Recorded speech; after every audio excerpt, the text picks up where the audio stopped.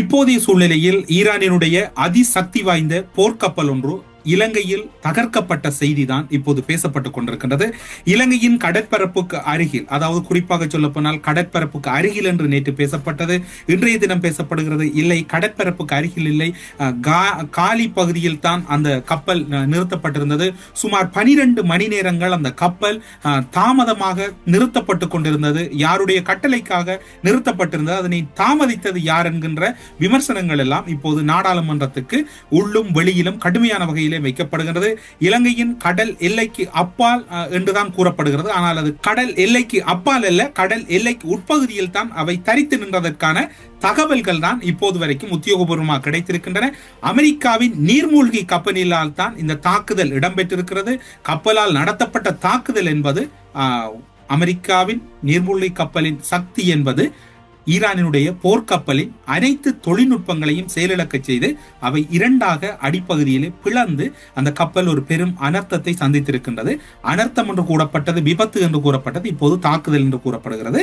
அதற்கு முப்பால் 180 கடற்படையினுடைய அதிகாரிகள் இருந்திருக்கின்றார்கள்.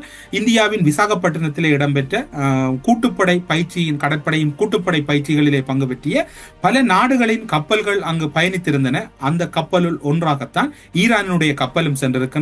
இந்திய பெருங்கடலில் சர்வதேச நீரில் பாதுகாப்பாக இருப்பதாக நினைத்த ஈரானிய போர்க்கப்பலை நாங்கள் மூழ்கடித்திருக்கிறோம் என்று அமெரிக்க பாதுகாப்பு செயலாளர் உறுதிப்படுத்தினார் நேற்று மாலை இடம்பெற்ற ஊடக சந்திப்பிலே. இவ்வாறான சூழ்நிலையில் இதில் இருக்கக்கூடிய பெரும் சந்தேகங்கள் அல்லது சந்தேகத்துக்கிடமான தகவல்கள் தொடர்பில் பார்த்துக் கொள்வோம். எங்களுடைய வீட்டிற்கு ஒரு விருந்தாளி வந்தால் நாங்கள் எவ்வாறு நடத்த வேண்டும் என்கின்ற சில முக்கியமான பண்புகள் எங்களிடம் இருக்க வேண்டும்.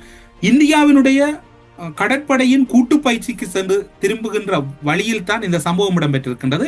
போர் பதட்டம் ஆரம்பிக்கப்பட்டிருக்கிறது. ஈரானில் இருக்கக்கூடிய கடற்படை தளங்கள் தகர்க்கப்பட்டிருக்கின்றன, விமானப்படை தளங்கள் தகர்க்கப்பட்டிருக்கின்றன. அங்கு இருக்கக்கூடிய விமானப்படை கடற்படையினுடைய கட்டுமானம் முழுமையாக செயலிழந்திருக்கின்றது. அதிக எண்ணிக்கையிலான கடற்படையினர் பங்கு பெற்றிய கூட்டு பயிற்சி கடந்த 18 தொடக்கம் 25ஆம் தேதி வரை இந்தியாவில் இடம்பெற்ற போது இவ்வாறான ஒரு சூழ்நிலை ஈரானில் இல்லை, போர் பதட்டம் இடம்பெறவில்லை. அவ்வாறான சூழ்நிலையில் போர் பயிற்சி இடம்பெற்ற போர் கூட்டுப்படை பயிற்சி இடம்பெற்ற பின்னர் அனைத்து நாடுகளும் வெளியேறி விடுகின்றன. ஆனால் இறுதியாகத்தான் இந்த கப்பல் வெளியேறுகின்றது. அவ்வாறான சூழ்நிலையில் ஏன் எல்லோரும் 180க்கும் மேற்பட்டவர்கள் எவ்வாறு அந்த கப்பலில் இவ்வாறான ஒரு பதட்டமான சூழ்நிலையில் பயணிப்பதை அவர்கள் முடிவாக எடுத்தார்கள், அல்லது அந்த முடிவுக்கு அப்பால் அதனை எவ்வாறு இந்தியா அனுமதித்தது,